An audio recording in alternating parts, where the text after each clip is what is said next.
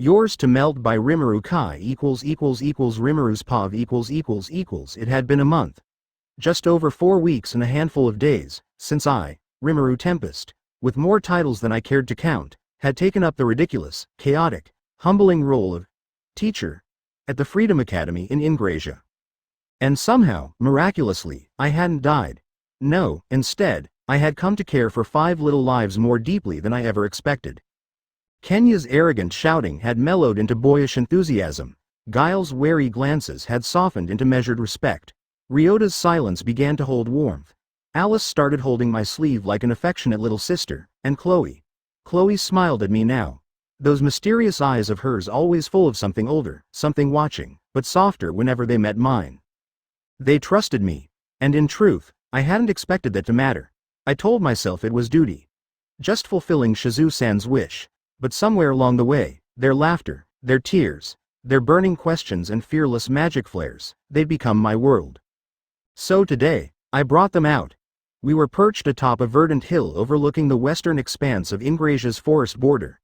The breeze rolled like silk through tall grass, the sun filtered down through endless blue, and the kids had run off laughing, chasing butterflies and tossing magic-flavored fruits I brought from Tempest into the air like balls. I sat back against a tree trunk, arms behind my head, letting myself breathe for the first time in what felt like weeks. Finally, I muttered, letting the air fill my core, a moment of peace.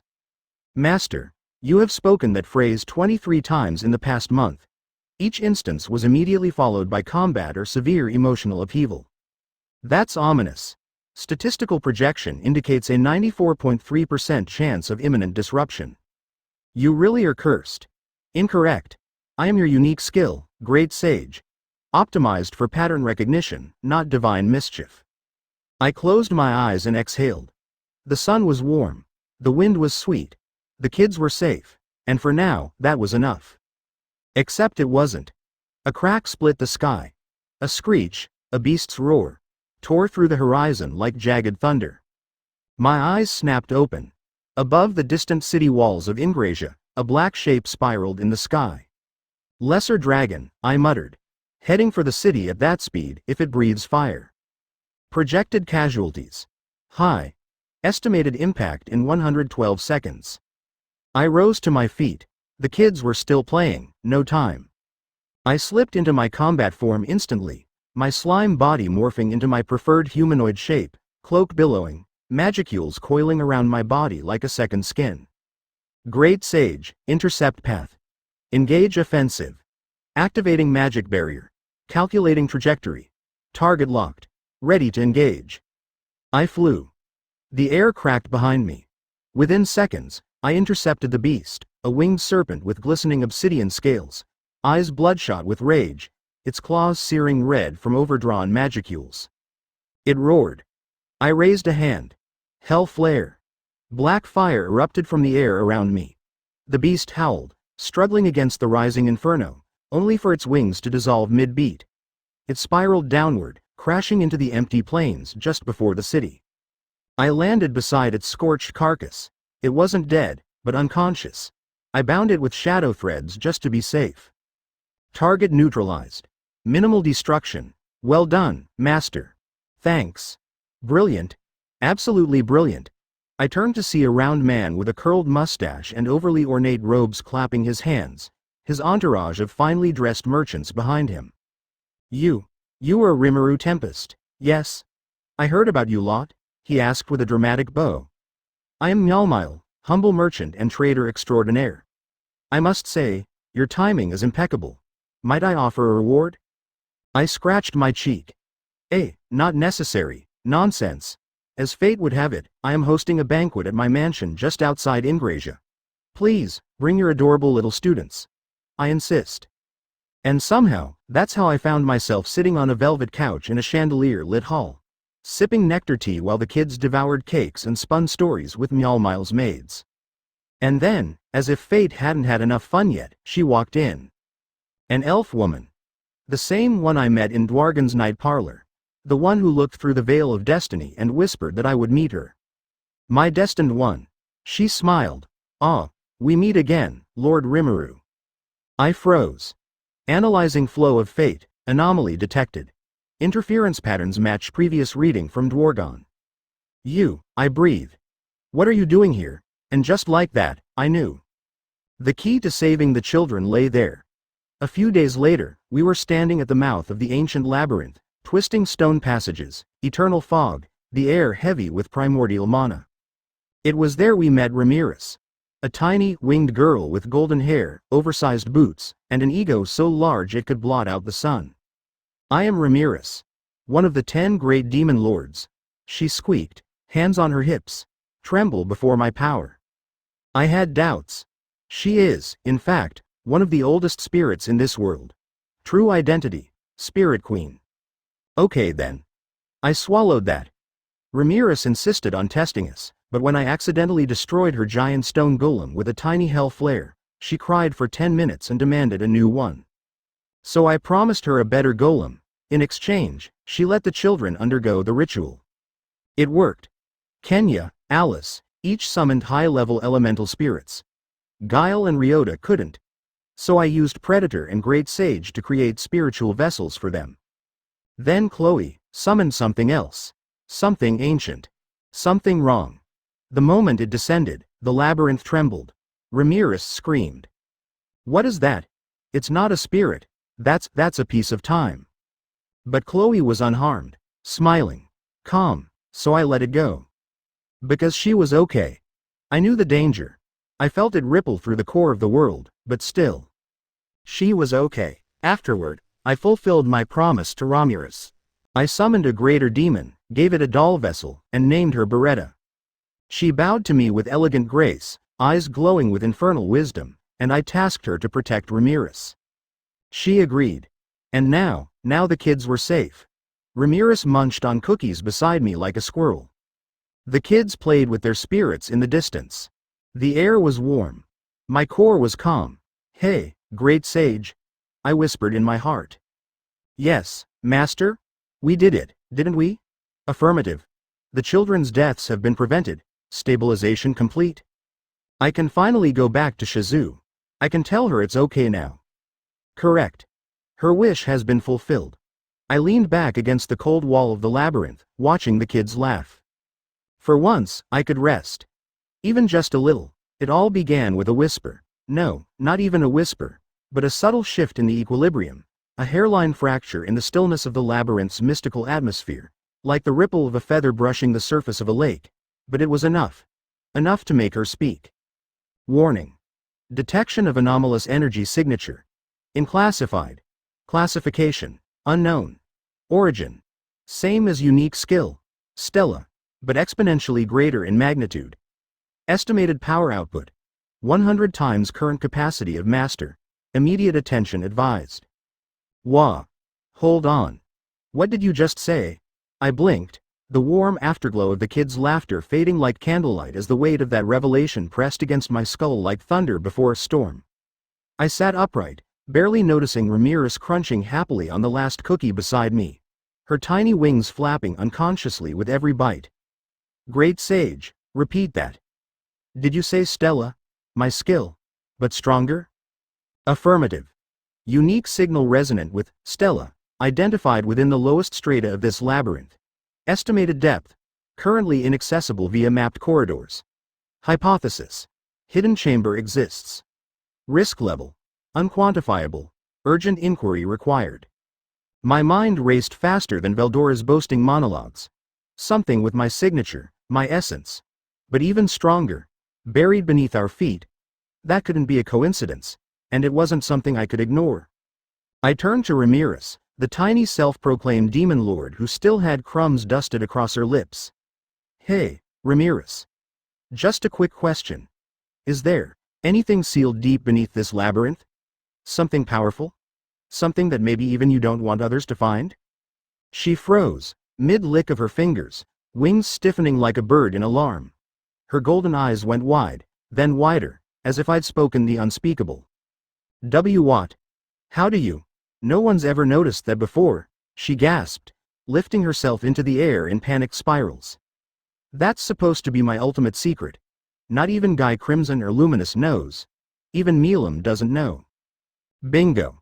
I just felt it, I said with a shrug. That's all. So what is it? Can I go see it?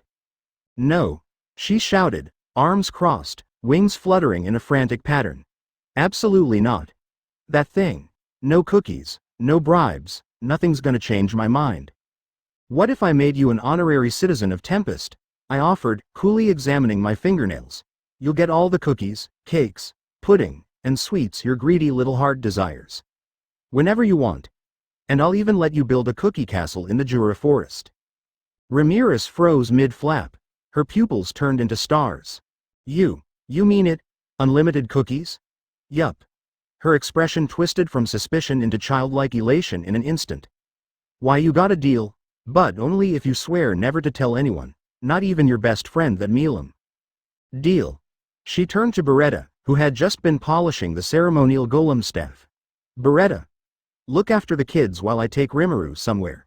Tell them it's grown-up stuff. As you command, Lady Ramirez, Beretta replied, her metallic voice even and composed as ever. Then she turned to me. Lord Rimuru, may I ask? Will you return before dusk? The children were hoping to stargaze with you. I'll be back before you know it, I said, flashing them a peace sign. Just need to take care of something important, all right? Okay. Alice chirped, waving a hand. Don't get lost, Sensei. With that, I followed the pint-sized demon lord deeper into her own domain. The further we went, the stranger it became. No, grander. Bioluminescent flora lit the tunnels with soft, opaline light, and soon we reached a floor that took my breath away. It was majestic. Vines of shimmering blue wrapped around ivory pillars, casting mosaic shadows across a crystal-like floor that glimmered like stardust beneath our feet. Every inch hummed with magic so potent it nearly stung to breathe. Caution. The anomaly is close. Estimated distance. Less than 50 meters. Energy levels surpass previously recorded benchmarks. Subject likely dormant, but not inert. So, I muttered, glancing at Ramirez, you want to tell me what this place really is?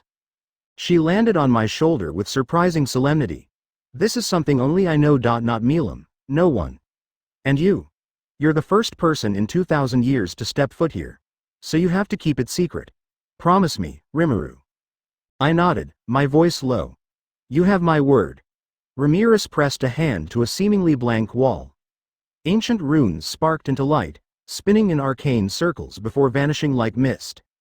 A soft rumble echoed beneath our feet, and then, a door materialized, sliding open on silent hinges to reveal a chamber bathed in soft gold. I stepped inside, and my breath caught. It was beautiful, beyond words. Fields of glowing blossoms with petals like miniature stars, grasses of emerald green that rippled in unseen wind, and towering trees with leaves that shimmered in midnight hues. In the center of this dreamscape stood a stone coffin. No, a sepulchre, ancient and serene, crowned in ivy and crystalline vines. I figured you'd notice it, Ramirez said, her voice a whisper now. This is a tomb. And inside it, lies the beginning of everything. I turned to her, my heart hammering. What do you mean? He died a long, long time ago, she said quietly. But even now, his presence remains. He was special. Like you. No, even more. But don't touch him. Don't even think about opening it. Too late. Rimuru, I had already lifted the lid. What I saw made my soul pause.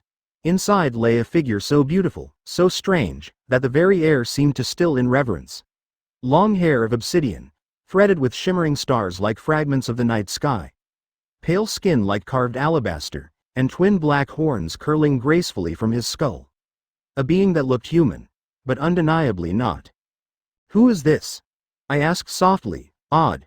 He was a god, you idiot. Ramirez shrieked, clutching her head. Why would you open it? I told you not to. I got curious, I admitted sheepishly. And if he's dead, it's fine, right? It's not fine, she huffed, face red with frustration. You're such a pain. I knew you were trouble the moment you stepped in. I chuckled and stood, brushing off my gloves. So, what's the story? Who was he? Ramirez crossed her arms. I'm not telling you. You don't deserve it. Let's just go back already. Fine, fine, I sighed, pretending to sulk. But as she turned her back, I activated Predator in silence. A strand of that midnight hair drifted upward, and vanished into my body. Just one hair. No one would notice. Fragment secured. Quantity: 0.000003%. Data extraction underway. Classification: forbidden entity. Identification: incomplete. Suggest continued secrecy. And just like that, we left the most well-guarded secret of the spirit realm behind, one that had slept untouched for 2 millennia, but not anymore. Hours had slipped by like falling petals in the wind, delicate and unnoticed, and now, beneath the soft amber glow of the afternoon sun that filtered through the leaves above the labyrinth's towering entrance, I stood with the children arrayed beside me, their faces a patchwork of lingering wonder and reluctance, while Ramirez, fluttering in midair with crossed arms, puffed cheeks, and that annoyingly endearing air of smug self-importance, hovered just above us, her wings beating fast as though she were trying very hard not to show how exhausted she actually was after descending with me into the depths of the sealed chamber that no living soul, save her, had remembered for 2,000 years. All right, I'll come visit Tempest soon. Okay. Don't rush me. A great spirit like me has duties, and secrets to protect, and naps to take, she squeaked, poking her index fingers together with that same childish pout that made her look like a sulking fairy rather than one of the oldest and most sacred of elemental beings. I chuckled, lifting my hand as I offered her the same patience I did to Milam during her hyperactive fits. You're welcome anytime, Ramirez. Seriously. Tempest's doors are open to you. No need to make a dramatic entrance every time, unless you want to. That got a visible reaction. Her cheeks flushed pink, and she spun in the air with a squeal, jabbing her tiny finger toward me. HMPH, don't think I'm easy to flatter. I only come if I want to. Okay. Not 'cause you said so or anything? The kids, Kenya, Gail, Alice, Ryota, and Chloe, burst out laughing, and Gail, the boldest of the group, called up to her, thanks for everything, Ramirez-sama. You're way cooler than you look. Ramirez froze in midair, her eyes widening in genuine confusion as if someone had spoken in an alien tongue. TT thanks, she stammered, fluttering down closer with her tiny hands fidgeting behind her back, her eyes darting left and right. No one's ever said that to me before. She looked like she didn't know what to do with that. I couldn't help but lean in a little, a wicked grin tugging at my lips. Ah, is the great Ramirez feeling a little emotional? Getting misty-eyed, are we? I'm not, she shouted, face burning crimson, swatting at me with both hands as if she could actually reach my face. I just have pollen in my eyes. Lots of pollen down in the labyrinth. You don't know what it's like being this tiny. The laughter continued, and with that moment of levity easing the gravity of what we'd seen beneath the earth, we finally said our goodbyes, my heart heavy but strangely warm as we turned toward the teleportation that would take us back to the capital of Ingrasia. A month passed. 30 days of sunlight filtering through ivory-paneled windows, of the sound of children's laughter echoing in the great stone halls of Freedom Academy, of paper-thin memories being painted across a canvas of bittersweet goodbyes to come. Every day, they grew closer to me. Little smiles after class, midnight snacks sneaked from the pantry, quiet conversations about home. They called me Sensei at first, but soon it was just Rimuru, said with such fondness that even I, a reincarnated slime who'd once been a 37-year-old salaryman, felt the sting of something dangerously close to parental affection. Alice made me flower crowns. Kenya insisted on sparring practice every morning. Gail tried to imitate my speech and failed spectacularly. Ryota kept trying to sneak monster parts from my storage. And Chloe, sweet, mysterious Chloe, followed me with those big eyes that held stars and sadness all at once.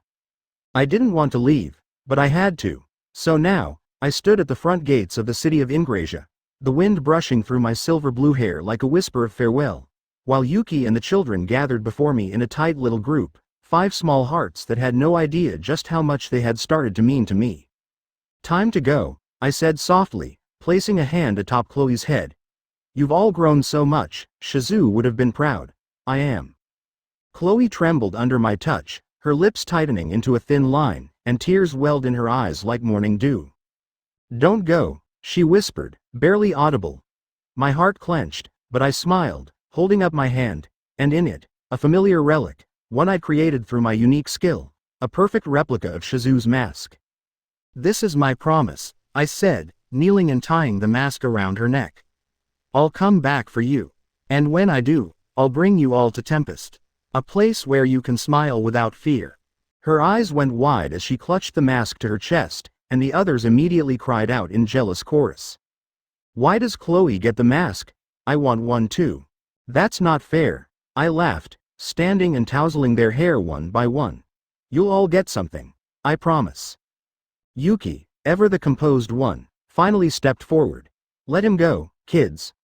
Rimuru has a country to run, remember? He's not just your teacher. He's a leader, a busy one. Even more busy than you? Kenya asked, surprised. Yuki nodded solemnly. Even more. Reluctantly, the kids stepped back, and with one final wave, I turned and walked away, the city slowly disappearing behind me as the wind carried their voices into silence. When I judged I'd walked far enough, just beyond the last ridge, where the city's spires no longer pierced the sky, I paused, casting one last glance over my shoulder before raising my hand. All right. Let's go home, I murmured, activating the teleportation circuit in my skill set, only for it to fail. A strange, sinking sensation tugged at my core, and I frowned. Master. The teleportation was intercepted. You are currently enclosed within a Type 4 anti-magic holy barrier, suppressing all dimensional interference. Teleportation is impossible within the current radius. What? Furthermore, your energy output has been decreased by 42%. The barrier is actively suppressing your aura. Detection protocol initiated. One individual within range has been confirmed hostile. Threat level. High. My eyes narrowed. Who? Name. Hinata Sakaguchi. Title. Captain of the 10 Great Saints. Status. Hostile. Current location. 17 meters behind the third tree to your left. HMPH. So, you've been following me. I turned slowly, deliberately, placing my hand casually on my hip as I faced the shaded forest path. You can come out now, I said calmly. I know you're there. The shadows parted like silk under the weight of presence alone, and from the trees emerged a figure clad in the silver and blue armor of the Western Holy Church, her black hair flowing like liquid moonlight, and her eyes, those cold, piercing amethysts, focused directly on me with an intensity that sent shivers down my spine. Hinata Sakaguchi. The strongest of the Holy Knights. Shizu's former pupil. And a walking hurricane of precision and death. So, you're still standing, she said, voice like drawn steel, even within a complete holy suppression barrier. I raised a brow. Hinata Sakaguchi, leader of the great saints. What exactly do you want with me? She drew her sword in one smooth, unhurried motion.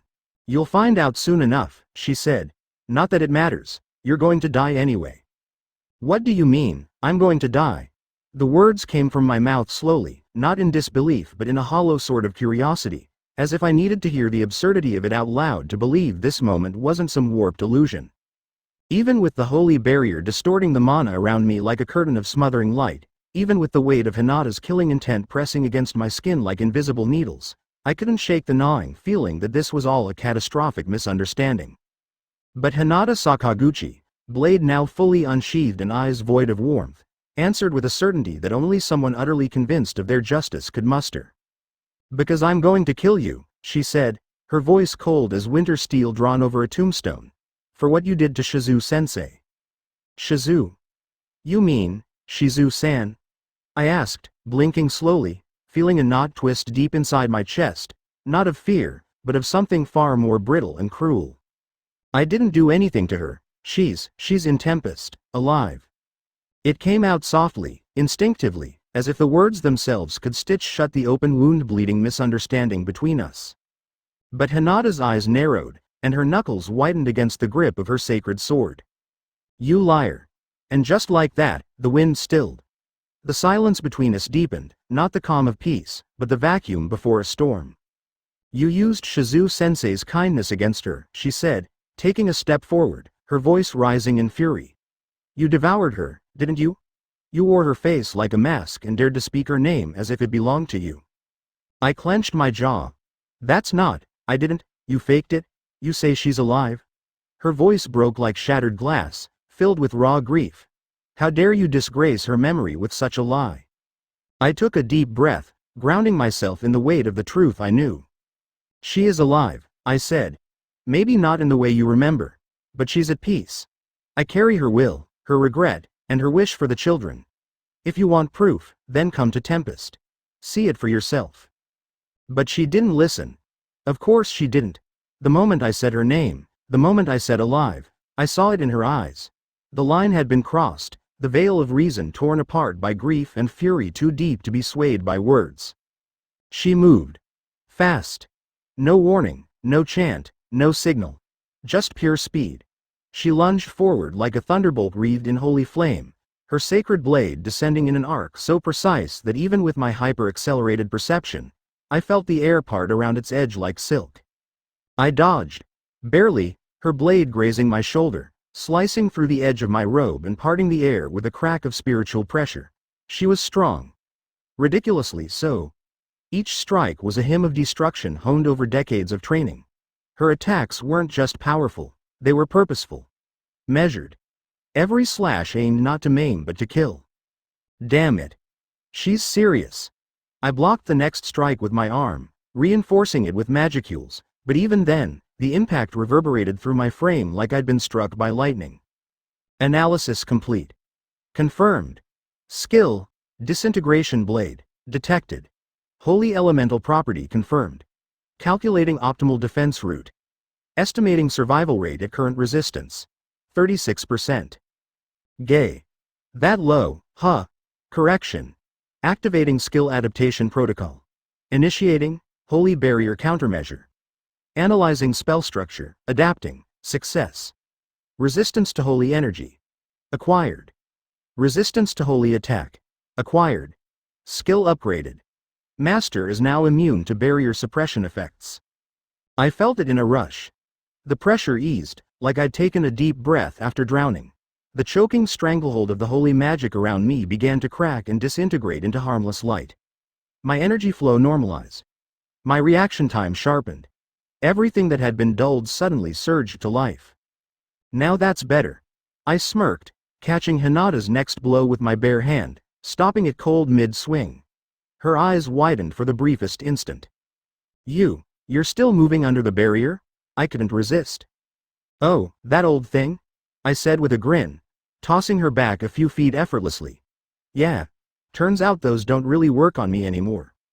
Her gaze sharpened, mouth tightening into a grim frown. TCH, you really are dangerous. She twisted her sword in her grip, and light surged across its length, wrapping the blade in a radiant corona of divine energy, like a sun condensed into steel. You talk too much. You attack too quickly.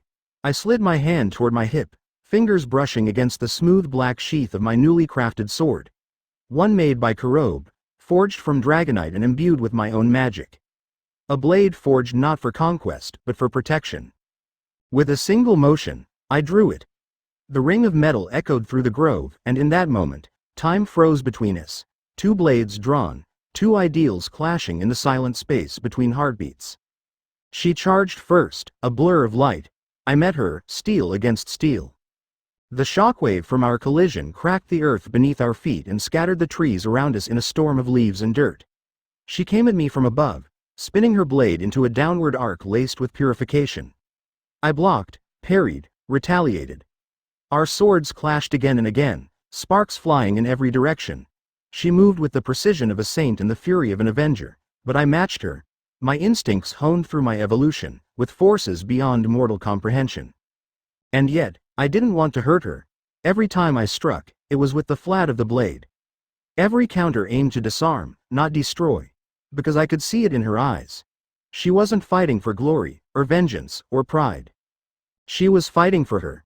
For Shizu. Warning. Master's output exceeds predicted threshold. Suggest restraint. Hinata Sakaguchi's power is formidable, but lethal engagement may provoke international conflict with the Western Holy Church. I know, I muttered under my breath. I'm not trying to kill her. A cross slash from her holy sword tore a chunk of the forest in two, searing the earth in a glowing white line. I dodged left, spun, and countered with a mana-charged sweep that disarmed her for half a second, just long enough to gain distance. Ha, ha, she panted, gripping her blade tighter. You're strong. I told you, I said, lowering my sword. I didn't kill Shizu. I carry her will. Ask me again when you're ready to listen. She didn't answer. Instead, her aura flared again, twice as bright this time, and her sword ignited fully in divine fire. The clash of metal had long since become rhythm, an unrelenting dance that tore through the groves outside the kingdom like a storm-given flesh, each blow a thunderclap, each parry a lightning flash that shook the soil beneath our feet and sent mana rippling through the air like heat mirages distorted by bloodlust and pride. We were no longer two opponents locked in combat.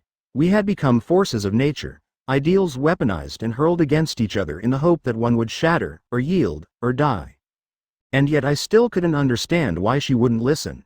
Why won't she stop and listen? She truly believed I had devoured Shizu-san's soul like some parasite, a malevolent slime who'd seduced her mentor with honeyed words and stolen her body for selfish gain. Every strike she made was not born of hate, but of grief. Of heartbreak. A desperate hope that by ending me, she might set Shizu free. But Shizu wasn't trapped. She wasn't dead. She was alive in Tempest, walking its streets in the peaceful twilight of her twilight years. Her soul finally unburdened of Ifrit's chains, her face calm like someone who had finally laid down the sword and picked up a life. And here I was, defending myself against a woman so blinded by justice that she couldn't see the truth even when it stood before her with arms open. Clang. The next blow from her sacred sword crashed against my parry, sending a ripple through my nearly broken blade, cracks splintering through the once pristine dragonite edge. I could feel it weakening. Kurobi's craftsmanship had been brilliant, but this weapon hadn't been forged with this opponent in mind. Still, I held my ground. Master, target Hinata Sakaguchi is increasing combat output. Estimated 87% certainty she is preparing an ultimate class magic spell. Warning. Spell structure matches Tier 6 Holy Class Annihilation. Codename. Disintegration. Estimated damage. Total. Suggest immediate defensive protocol activation. You've got to be kidding me, I murmured, sidestepping another flurry of sword thrusts and catching one with the broken hilt of my weapon, deflecting it just enough to leave her open, but I didn't strike. Couldn't. She's seriously going to try disintegration now? Confirmed. Holy magic energy density has reached the critical point for activation. Caution. Disintegration spell is one of the highest tier destruction spells recognized by the Council of the Seven Luminaries. No known natural resistance exists. Survival rate. 3.7%. However, I asked aloud, even though only I could hear her. Master is no longer a natural being. Applying evolutionary resistance framework. Additional protocols active. Spatial isolation layer. Composite survival probability recalculated, 98.4%. So in other words, I'll be fine, I said, and smiled. Hinata, unaware of our inner dialogue, stepped back, gathering holy power around her like a hurricane pulling itself inward before the eye shatters the sky. Her sword, raised high, became a conduit of divine force as light poured into her body, her hair lifting under the static, her eyes glowing with righteous fury. This is the end, she said, and I could almost see the weight of her belief, the absolute conviction that I was the monster who had stolen everything from her. Disintegrate. Light exploded. A lance of annihilation tore across the clearing with all the fury of the gods. Trees dissolved. Stone evaporated. Even the mana in the air screamed, ruptured and ripped asunder by the pure white beam of divine fury. Everything turned to ash and silence. The ground cracked. Smoke rose. And silence fell. Hinata breathed heavily, her blade lowered, the light around her dimming. Her shoulders trembled slightly, just barely, whether from exhaustion or emotion, I couldn't tell. Her eyes stared forward, into the smoldering dust cloud where I had once stood. She was convinced I was gone. But then, are you done? My voice cut through the smoke like a scalpel, calm, unbothered, almost lazy. The ash began to part like mist, and my silhouette emerged, slowly, clearly, deliberately. I stepped through the scorched crater, unburned, uninjured. Only my sword had been reduced to a fractured stump of ruined black metal. I looked down at the remains of the blade, turned it in my hand once, and with a sigh, tossed it aside. Well, that was one of my favorites, I muttered. Guess I'll have to ask Kurobe to make another one. Hinata's eyes widened in disbelief. No, not disbelief. It was horror. As if something fundamental had just snapped inside her. Her legs buckled. She dropped to her knees in the dust, unable to look away. I failed, she whispered. The voice of a knight. Of a commander. A woman raised in discipline and honor and cold resolve. Yet now, her voice cracked like a grieving orphan. I failed to avenge Shizu-sensei. She still didn't believe me. I slowly stepped toward her, letting my presence become gentle, non-hostile, even warm. Hinata, I said, crouching just far enough away to not be a threat. She's not dead. I didn't kill her. I didn't devour her. She's alive. Living in Tempest, free of Ifrit, free of the curse. Peaceful, content. She didn't move. Her fingers curled into fists over the dirt. If you still doubt me, I said, then come see her with your own eyes. Come to Tempest. No weapons. No malice. Just come as yourself. Recommendation. Now is optimal moment to deactivate Holy Barrier. Initiating dispersion protocol, complete. I raised my hand. Snapped my fingers. Like shattered glass, the divine web of suppression around us exploded outward in a flash of light and collapsing runes, the magic sigils dissolving one by one into dust motes as mana surged freely again through the air like a river finally unblocked. The world took a breath. Hinata looked up sharply, her face pale. You broke the holy barrier? She said in disbelief. A monster, destroyed it? I smiled slightly. Yup. I'm full of surprises. She looked up at me with something I hadn't seen before, not hatred, not suspicion, but the raw confusion of someone whose worldview had just begun to collapse under the weight of another truth. See you later, Hinata. And with a faint ripple of space and a step into the gap between seconds, I disappeared. Iodine mononitride tempest when I emerged from the teleportation. I expected the familiar pulse of Tempest's ambient magicules to wash over me like a warm breeze, the comforting sensation of home wrapping around my senses, of distant laughter from children training with Hakuro, of Shuna's divine cooking smells drifting through the town's square, of the rhythmic stomp of Garm's smiths pounding steel beside Kurobi's blazing forge, and most of all, the subtle presence of peace that we had fought so hard to build, something I took for granted far too easily. But none of that greeted me. Instead, I stood just beyond the city's main southern entrance, the towering steel gates of Tempest rising before me like a silent monolith, unmoving, unwelcoming, and worse, untouched by my presence.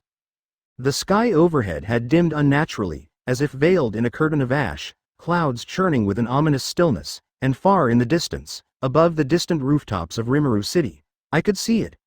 Thin tendrils of smoke rising steadily into the air like silent screams made visible, curling upward into that deadened sky. What the hell? I didn't land inside, correct? Teleportation coordinates were disrupted, master. Estimated cause. Dual-layered spatial interference field. Classification. Absolute isolation barrier. Outer layer. Barrier of heaven's judgment. Inner layer. Unknown origin. Signature anomaly inconsistent with standard holy or demonic magic. Current hypothesis. Artificial construct. Origin. Unknown. I blinked. Wait, so I was rejected from teleporting home? Affirmative. Target location has been forcibly disconnected from the global spatial network. Teleportation cannot be completed unless barrier is bypassed, deconstructed, or overridden. My chest tightened. That wasn't just troubling, it was unthinkable. The entire capital was shielded from external spatial access. That kind of barrier wasn't just advanced, it was the sort of thing even high-level demon lords would only use in extreme war situations. For it to be here, now, it didn't make any sense. Why is it so quiet? No mana flux. No noise. Even the forest outside the walls had gone still, as if the land itself were holding its breath. Before I could take another step, 3 blurs shimmered into existence behind me. Sue, his movements as silent and precise as ever, followed by Gabiru in his regal armor, looking far too dramatic for the moment, and Vesta, whose normally grumpy expression was shadowed by something that looked much heavier. Lord Rimuru. Gabiru's voice cracked with relief, but his bravado was dimmed, lacking the usual pomp. You've returned safely, Vesta added, his eyes wide with tension. We were worried. There's no way to communicate through the barrier. Even sound transmission magic failed. I nodded, though my gaze remained fixed on the eerily silent walls. I tried to teleport inside, but I landed here. What's going on, Sue? There was a moment of quiet, too long, too hesitant. Gabiru shifted awkwardly. Vesta looked away. And Sue finally spoke, his voice low, clipped with barely veiled anger. Tempest has been attacked. An invasion. It happened while you were gone. I froze. What? I asked quietly. It was a surprise assault. An ambush, he explained grimly. I sensed something was wrong and sent a signal, but the moment I tried to return inside, the barrier went up. It locked us all out. His fists were clenched. He hated being helpless. I knew Sue well enough to read the fury behind his calm words. And Veldora? I asked, sharp now. Wasn't he supposed to be watching the city? It seems, Sue said with a grim nod, that Veldora-sama did not notice the barrier forming. According to one of my shadow clones, he was deep inside his cavern. I let out a long breath. Seriously? That muscle-brained dragon? Just as the words left my mouth, a thunderous gust of wind slammed into the earth beside us, and a golden shockwave of pressure exploded outward as Veldora himself crashed into the clearing like a falling star. His wings outstretched, hair wild, crackling with storm-like fury. Rimuru. His voice echoed across the hills like a war cry, and his expression was, well, if I had to guess what a pissed-off elder dragon looked like after realizing he let an entire capital get attacked on his watch, I guess this was it. Damn it. They caught me while I was training with new manga techniques in my cave. I was right there, in the cave. He bellowed, pulling at his hair like a cartoon villain. How could I miss a whole damn invasion? I stared at him. Seriously, Veldora? I was meditating. It was a critical moment. I had just learned the power of the fourth-dimensional hyperhero kick. Yeah, and while you were kicking imaginary ass in Mangaland, someone kicked our real nation. Veldora paused. That is not great. He took a deep breath and then turned to me, shoulders sagging. Rimuru. My friend. I'm sorry. For a brief second, the comic energy vanished. His voice was low and sincere. I reached up and patted his shoulder. It's all right. You're here now. Let's fix it. He nodded solemnly, and then flared his wings. Sue, I turned to the ninja. Keep an eye out here. If whoever cast that barrier is still around, they may strike again. Gabiru stepped forward, hand to his chest. Allow us to guard the gate with our lives. Vesta muttered, don't be so dramatic, but, yes, we'll hold the perimeter. I nodded once more. Thanks. Master, permission to initiate coordinated entry strategy? Barrier analysis complete. Weak point identified at leyline convergence near Central Avenue. Tactical suggestion. Proceed with Veldora via spiraled air compression corridor to minimize resistance. Secondary reinforcement. Spatial thread slicing. Got it, I murmured. Veldora raised an eyebrow. You have a plan? I smirked. I always do.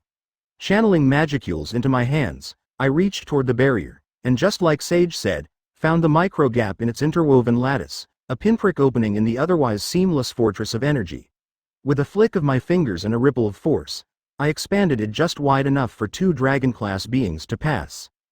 Let's go, and with a shared nod, we shot forward, slicing through the gap like blades through silk. The moment we crossed the boundary, I felt it, that oppressive stillness, like walking into a cathedral after the storm had passed. The streets were shattered. Some buildings were burned, others frozen. Magic residue clung to every stone like the ghosts of spells long since faded. And the silence was wrong. Toward the central square, I said. That's where we'll find out what the hell happened. Without another word, Veldora and I dashed into the heart of a broken tempest, the air thick with the aftermath of war. The scent of smoke and mana and betrayal rising like incense toward the blackened sky. We ran. Veldora and I sprinted through the silent, broken avenues of Tempest, our steps echoing on scorched cobblestone, cutting through the ash-heavy air that hung thick like a funeral shroud draped over everything I once called home. Buildings I remembered commissioning with painstaking care now stood in ruin, some reduced to skeletal frameworks of timber and stone, others cracked down their centers like broken promises. The banners fluttering in the breeze bore burn marks. The protective magicules that once buzzed warmly in the air had gone still, like a corpse with no soul left to animate it. I knew where we had to go. The center of the nation.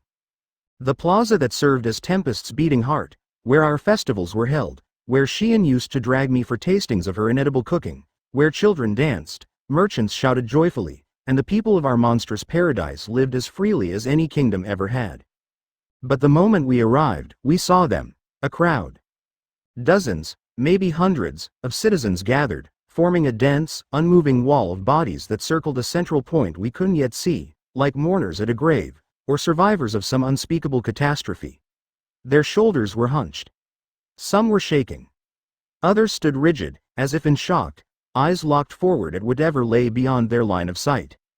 Veldora and I halted, our boots skidding against the dust-smeared ground. "Why the hell's everyone just standing there?" I muttered.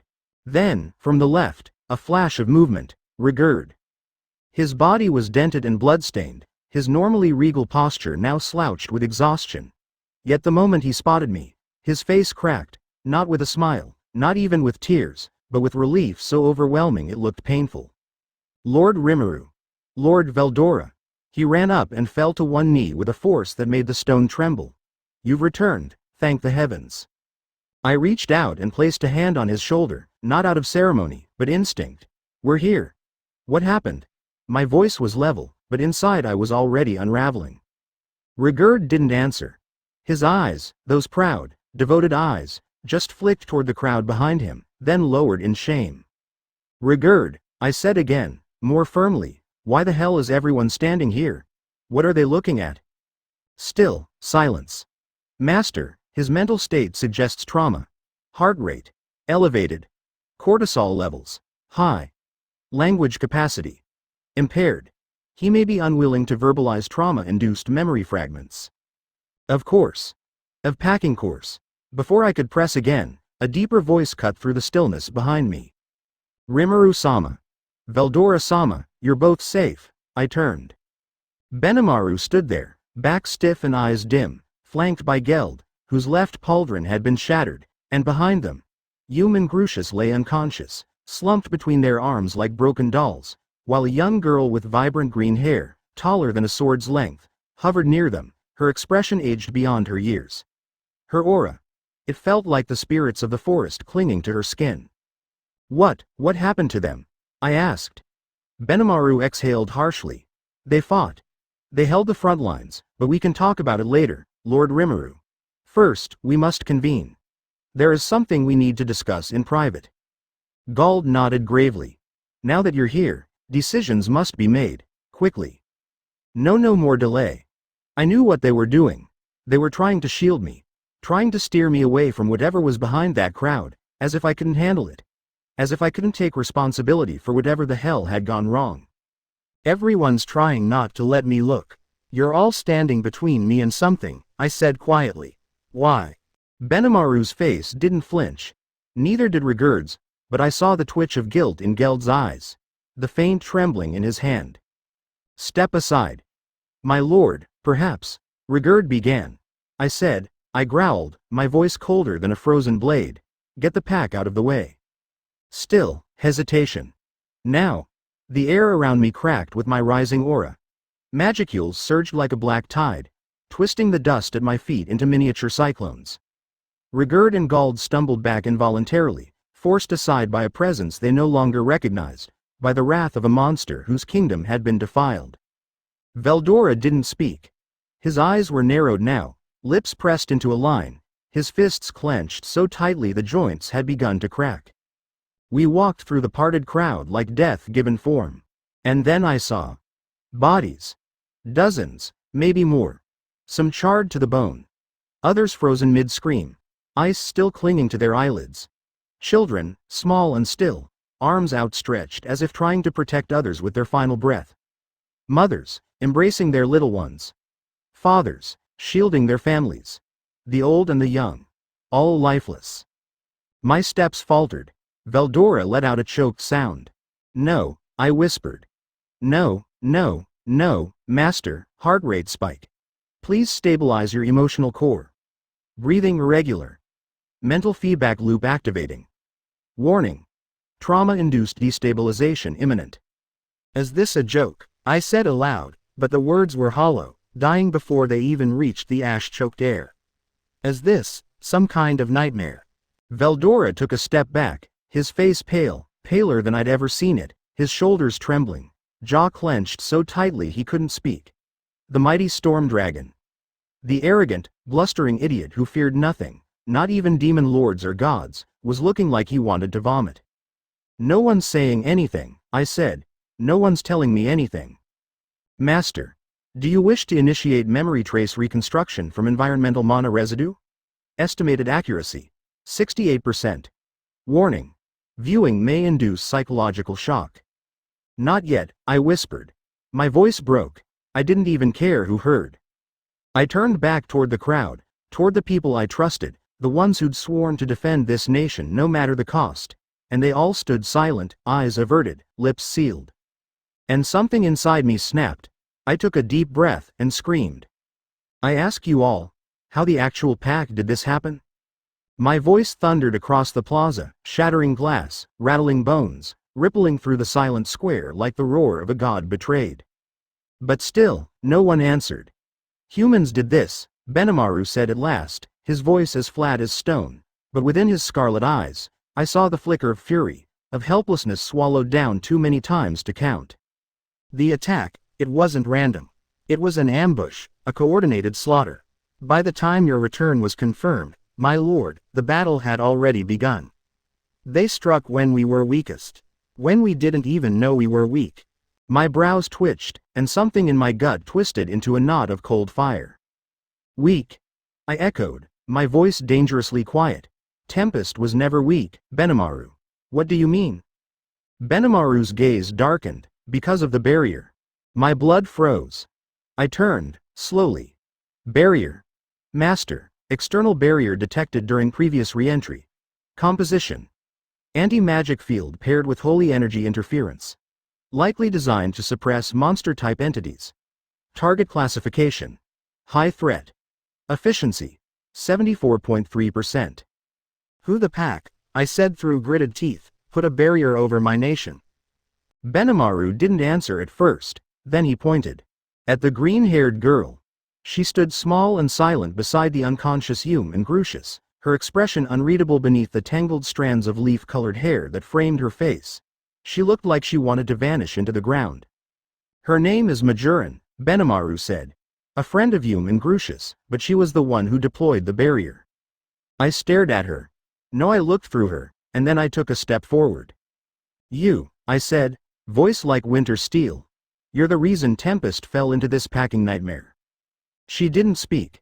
Her lips trembled, her throat bobbed. She looked like she might cry. Then, finally, she whispered, yes. One word, one syllable that sent a shockwave through my chest. I was ordered, she continued, by Demon Lord Clayman. I didn't know the humans would actually attack, I swear, So it's you, Veldora said, his voice low and laced with venom.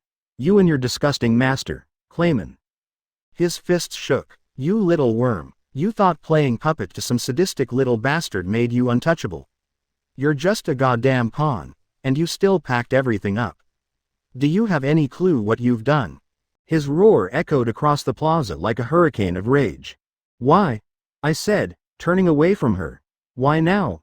Why us? My lord, Rimu spoke, hesitant, voice shaking. But I didn't let him finish. Why didn't we fight back? I exploded. We're monsters, aren't we? Stronger than humans. Did I ever packing say we couldn't kill a human if they were attacking us? Did I ever put a rule down that we weren't allowed to fight back? Benimaru, galled, even the crowd, none of them answered. I screamed again. Did I? No, my lord, Benimaru said, lowering his head. No, my lord, Gald echoed, voice barely a whisper. Then why the pack did you all stand there while our people died? Why did you let them slaughter our families? Master, emotional stability critical. Heart rate, 142 BPM. Initiating hormonal suppression. I ignored her. I didn't need pacification. I needed a reason. No one, I growled, fought back. Still nothing.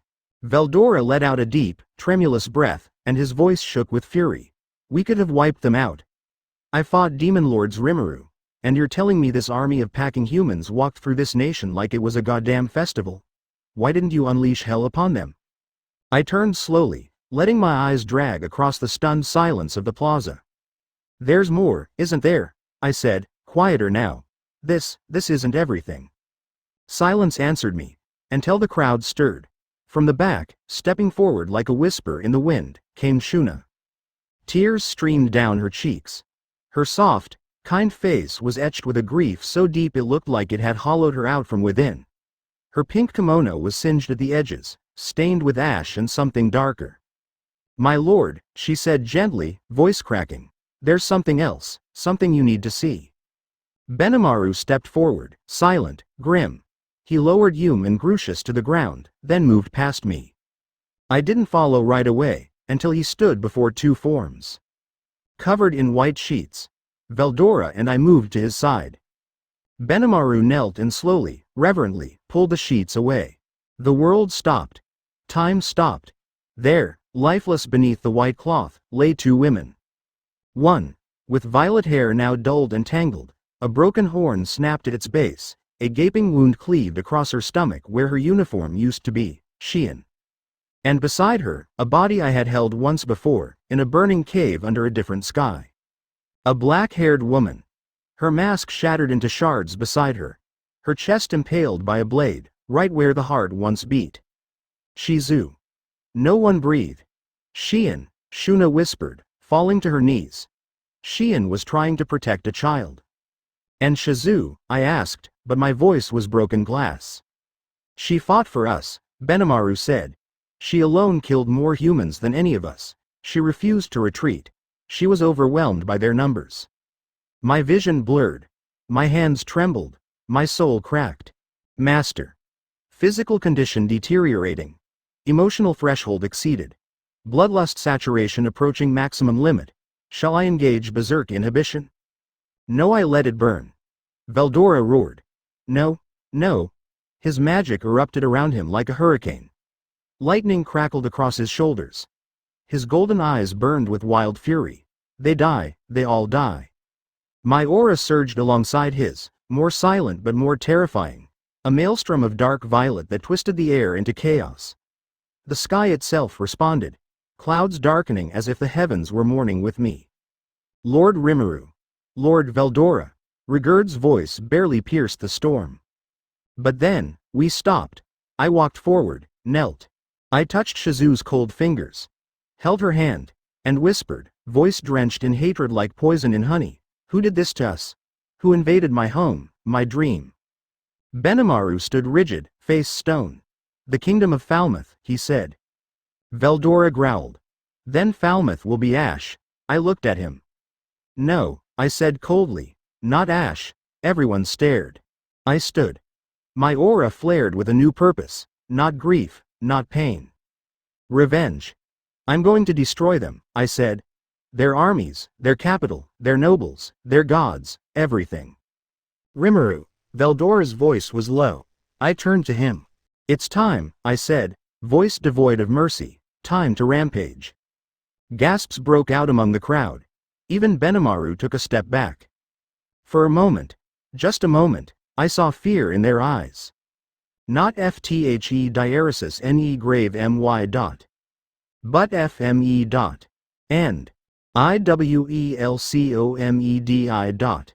Equals to becentind equals.